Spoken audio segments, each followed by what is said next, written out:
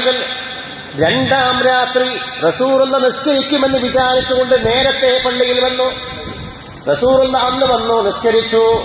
രണ്ടാം രാത്രിയിൽ നിസ്കരിച്ചു. സഹാബികൾ എണ്ണം കൂടി, നേരം വെളുത്തു. പിറ്റേന്ന് വിവരമെല്ലാവരും അറിഞ്ഞു, കുറെ ആളുകൾ അറിഞ്ഞു. മൂന്നാം ദിവസം അതിലും കൂടുതൽ ആളുകളായി. റസൂലുള്ളാഹി സ്വല്ലല്ലാഹു അലൈഹി വസല്ലം ഫലമ്മാ കാനത്തിൽ ലൈലത്തുർ റാബിയ, നാലാം ദിവസമായപ്പോൾ പള്ളിയിൽ ആളെ കൊള്ളാതെയായി. സ്വഹാബികളുടെ എണ്ണം കൂടി.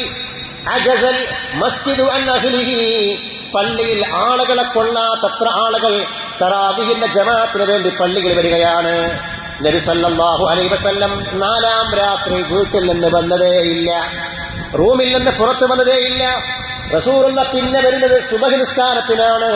നിസ്കാരം കഴിഞ്ഞപ്പോ നബി സല്ലല്ലാഹു അലൈഹി വസല്ലം സ്വഹാബത്തിനെ അഭിസംബോധന ചെയ്തുകൊണ്ട് പറയുകയാണ്, ഷഹാദത്തും ഹംദും സലാത്തുമെല്ലാം ചൊല്ലിയിട്ട് റസൂലുള്ള പറയുകയാണ്, സല്ലല്ലാഹു അലൈഹി വസല്ലം, നിങ്ങൾ വന്ന വിവരം എനിക്കറിയാഞ്ഞിട്ടല്ല, നിങ്ങൾ പള്ളിയിൽ തടിച്ചുകൂടിയ വിവരം എനിക്കറിയാഞ്ഞിട്ടല്ല, വലാകിന്നി ഖശീതു അൻ തുഫ്തറ അലൈക്കും, നിങ്ങൾക്ക് ഈ തറാവീഹ് നിർബന്ധമാകുമോ എന്ന് ഞാൻ പേടിച്ചു.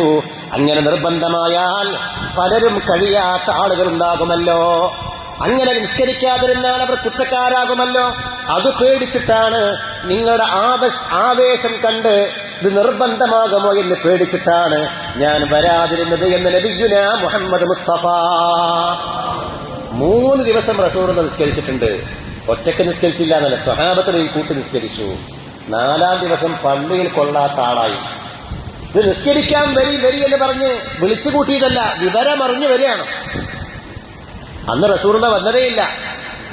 സുബഹിക്ക് വന്നിട്ടാ പറഞ്ഞത്, ഞാൻ കാര്യം പിന്നെ ഇത് നിങ്ങൾക്ക് നിർബന്ധമാകുമെന്ന് പേടിച്ചിട്ടാണ്, അല്ലാതെ നിങ്ങൾ വന്ന് വിവരം അറിയാത്തത് കൊണ്ടൊന്നുമല്ല.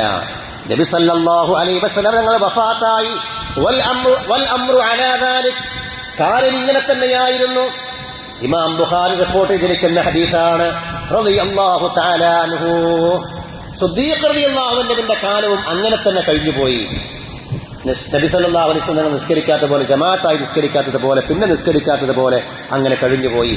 ഉമറുൽ ഫാറൂഖ് റളിയല്ലാഹു അൻഹുവിന്റെ കാലത്താണ് പിന്നെ സംഘടിതമായി ജമാഅത്തായി പരിശുദ്ധ തറാവീഹ് നിസ്കാരം നിസ്കരിക്കുന്ന, അതിന് ഒരു ഇമാമിനെ നിശ്ചയിക്കുന്ന രീതി ഉണ്ടായത് സയ്യിദുനാ ഉമറുൽ ഫാറൂഖ് റളിയല്ലാഹു തആല അൻഹുവിന്റെ കാലത്താണ്.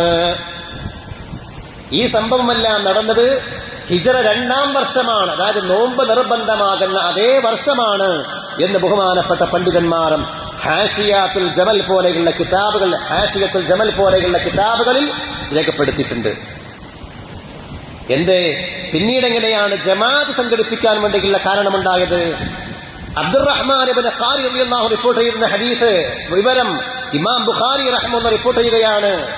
ഉമർ ഖത്താബ് റളിയല്ലാഹു തആല അൻഹുവിന്റെ കാലത്ത് ഞങ്ങൾ റമദാൻ ശരീഫിൽ പള്ളിയിലേക്ക് പോയി. അപ്പൊ ആളുകളൊക്കെ ഓരോ മൂലയിൽ നിന്ന് ഓരോരുത്തർ ഇങ്ങനെ നിസ്കരിച്ചുകൊണ്ടിരിക്കുന്നുണ്ട്. നിസ്കരിക്കാണ്, ഓരോരുത്തർ ഇങ്ങനെ വ്യത്യസ്തമായി നിസ്കരിക്കുന്നുണ്ട്.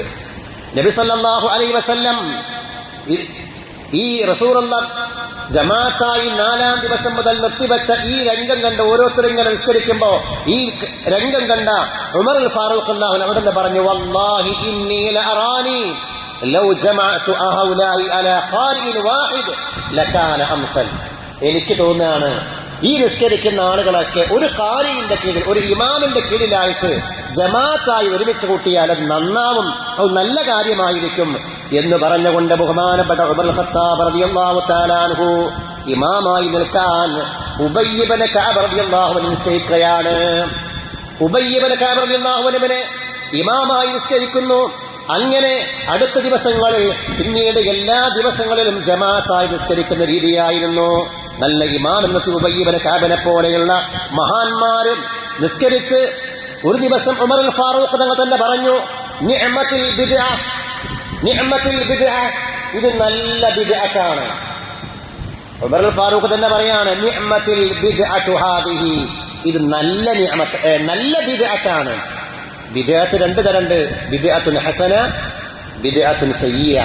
ബിദ്അത്തുൻ സയ്യിഅയാണ് പറ്റാത്തത്, ബിദ്അത്തുൻ ഹസന പറ്റും. നമ്മുടെ നാടുകളിലൊക്കെ മദ്രസ, റസൂലുള്ളാഹിയുടെ കാലത്ത് മദ്രസ ഉണ്ടായിരുന്നോ? ഇത് ബിദ്അത്തുൽ ഹസനയാണ്, നല്ല ബിദ്അത്താണ്, ദീനിനെതിരില്ലാത്ത നല്ല ബിദ്അത്ത്. ബിദ്അത്തുൽ സയ്യിഅയാണ് പറ്റാത്തത്. നിഅമത്തിൽ ബിദ്അത്തു ഹാദിഹി, ഇത് നല്ല ബിദ്അത്താണ്. നല്ല റസൂലുള്ളാഹിന്റെ കാലത്ത് സംഘടിതമായി ഇങ്ങനെ നിസ്കരിച്ചു പോരുന്ന രീതിയില്ലായിരുന്നെങ്കിലും ഇന്ന് ഞാൻ സംഘടിപ്പിച്ചെങ്കിലും ഇത് നല്ല കാര്യമാണ്. വല്ലതി തനാമൂന അൻഹാ അഫ്ളൽ മിനല്ലതി തഖൂമൂൻ, എന്നിട്ട് പറഞ്ഞു നിങ്ങൾ നിസ്കരിക്കുന്ന ഈ സമയത്തെക്കാളും നല്ല സമയം അവസാന സമയമാണ്. രാത്രിയുടെ അവസാന സമയമാണ് ഏറ്റവും നല്ല ഖൈറായ പുണ്യമുള്ള സമയം എന്നും ബഹുമാനപ്പെട്ട ഉമർ ഇബ്നുൽ ഖത്താബ് റളിയല്ലാഹു അൻഹു പറഞ്ഞുവെന്ന് സഹീഹുൽ ബുഖാരിയിൽ രേഖപ്പെടുത്തിയതായിട്ട് കാണാം. അങ്ങനെയാണ് ലോകത്ത് വ്യവസ്ഥാപിതമായി ഈ തറാവീഹ് സംവിധാനം നിലനിന്നു പോരുന്ന അവസ്ഥ.